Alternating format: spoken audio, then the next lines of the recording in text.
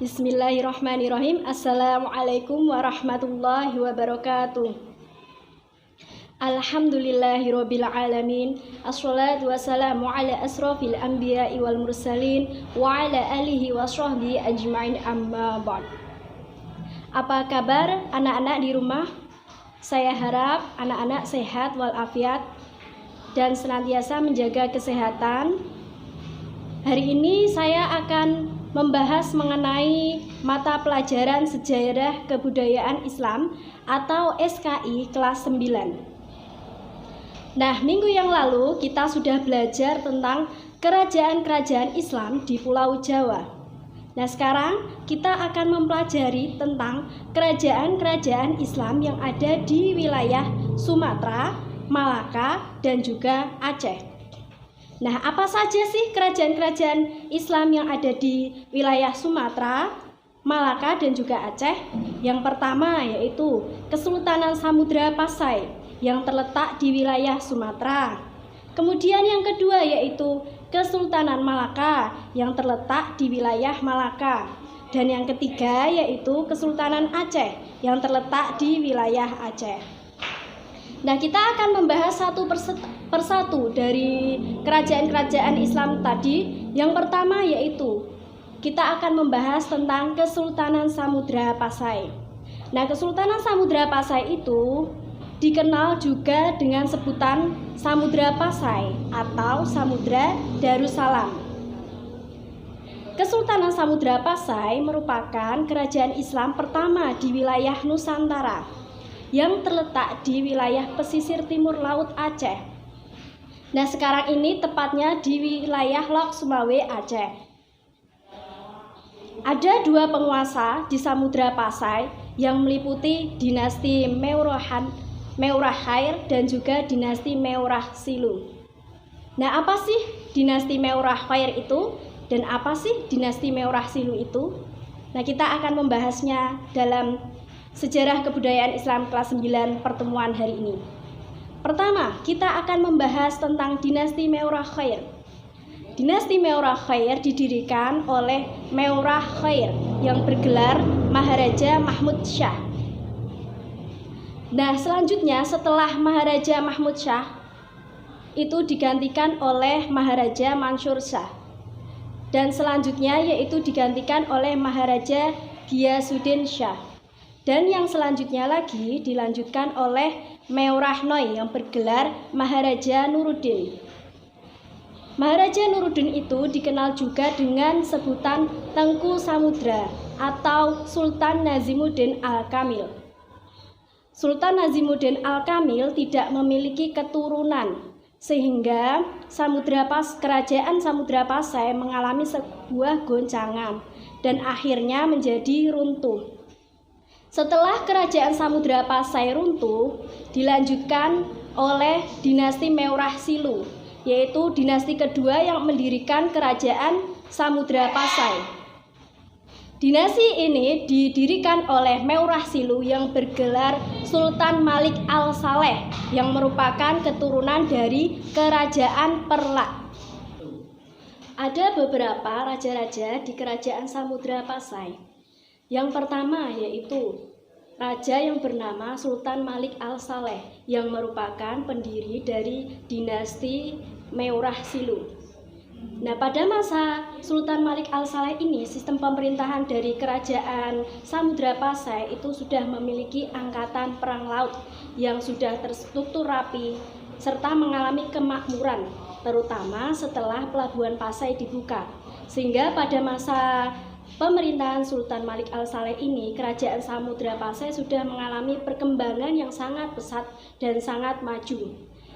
Pelabuhan dari kerajaan Samudra Pasai itu sudah ramai dikunjungi oleh pedagang-pedagang dari wilayah di luar dari kerajaan Samudra Pasai. Nah, Meurahsilu tadi atau disebut dengan Sultan Malik Al-Saleh menikah dengan putri Raja Perlak yang bernama Ganggang Sari, sehingga memperkuat kedudukan dari kerajaan Samudra Pasai di wilayah kelautan. Nah, yang kedua yaitu Muhammad Malik Zahir yang memerintah pada tahun 1297 sampai dengan 1326 Masehi. Dan yang ketiga yaitu Mahmud Zahir yang memerintah tahun 1326 sampai dengan 1345 Masehi. Dan yang keempat yaitu Mansur Malik Zahir yang memerintah pada tahun 1345 sampai dengan 1346 Masehi. Dan yang kelima yaitu Ahmad Malik Zahir yang memerintah tahun 1346 sampai dengan 1383 Masehi. Dan yang terakhir yaitu Zainal Abidin yang memerintah tahun 1383 sampai dengan 1403 Masehi. Nah, bagaimana sih kondisi ekonomi dari Kerajaan Samudra Pasai itu? Nah, Kerajaan Samudra Pasai itu merupakan kota dagang yang mengandalkan lada sebagai komoditi andalannya. Dan pada umumnya masyarakat Pasai itu telah menanam padi di ladang yang dipanen 2 kali dalam setahun, sehingga perekonomian di wilayah Samudra Pasai itu sudah mengalami perkembangan yang sangat pesat.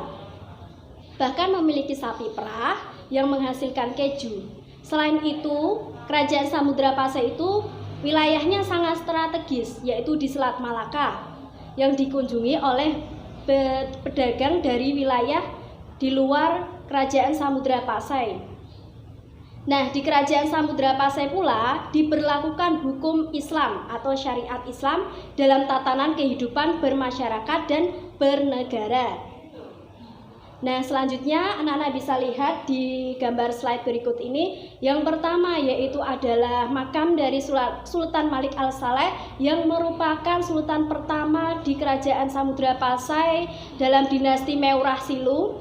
Dan yang kedua adalah foto dari wilayah Kesultanan Samudra Pasai. Kemudian yang ketiga adalah peninggalan mata uang dari Kerajaan Samudra Pasai. Nah, selanjutnya kita akan membahas tentang Kesultanan Malaka. Nah, Kesultanan Malaka itu didirikan oleh Parameswara. Siapa sih Parameswara itu? Nah, Parameswara itu adalah putra dari Kerajaan Sriwijaya yang melarikan diri dari perebutan Palembang oleh Majapahit.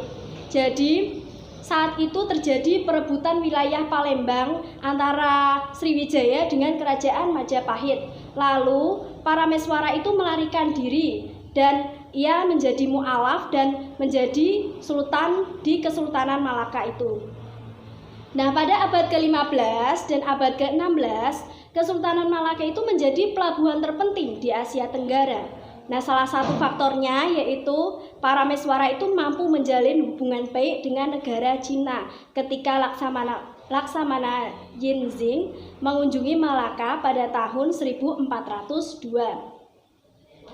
Namun, pada akhirnya Kesultanan Malaka itu mengalami sebuah keruntuhan yang disebabkan oleh serangan Portugis di bawah pimpinan Alfonso de Albuquerque pada tanggal 10 Agustus 1511 dan berhasil direbut pada tanggal 24 Agustus 1511.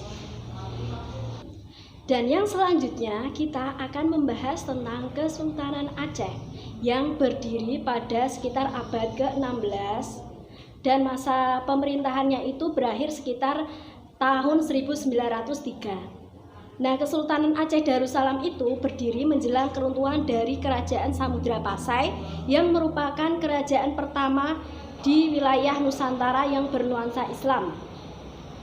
Nah, Kesultanan Aceh tadi berdiri pada tahun 1360 yang ditaklukkan oleh Majapahit hingga kemundurannya itu di abad ke-14.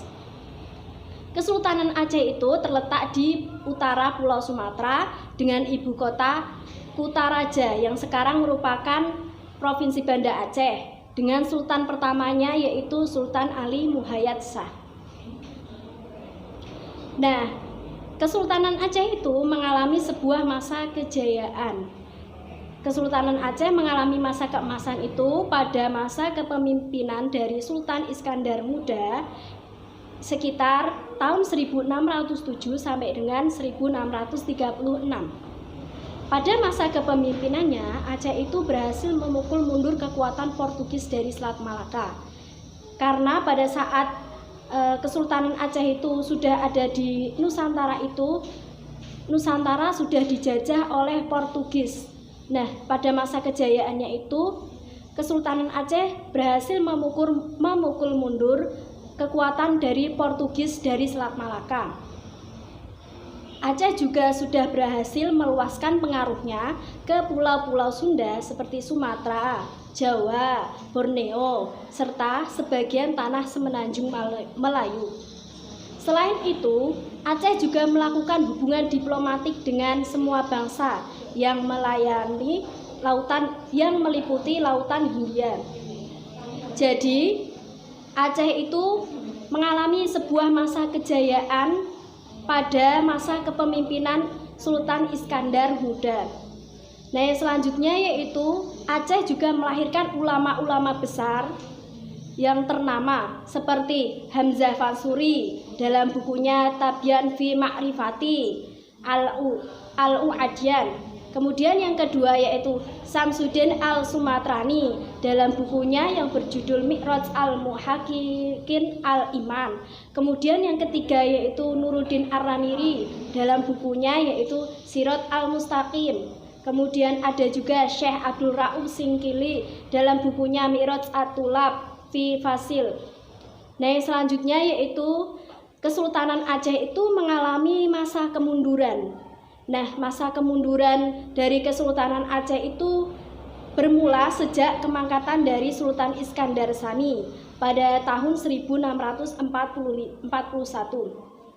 Faktor-faktor penyebab dari kemunduran Kesultanan Aceh disebabkan oleh beberapa faktor. Yang pertama yaitu makin menguatnya kekuasaan Belanda di Pulau Sumatera dan Selat Malaka, ditandai dengan jatuhnya wilayah Minangkabau, Siak, Deli, dan Bengkulu ke dalam pangkuan penjajahan Belanda. Jadi pada saat itu Belanda sudah menjajah wilayah Nusantara. Dan yang kedua yaitu faktor penting yang menjadi kemunduran Kesultanan Aceh yaitu adanya perebutan kekuasaan di antara pewaris tahta kesultanan dari Kesultanan Aceh. Sekian pembahasan hari ini, semoga bermanfaat. Saya mohon maaf apabila banyak kesalahan. Wabillahi taufik wal hidayah. Wassalamualaikum warahmatullahi wabarakatuh.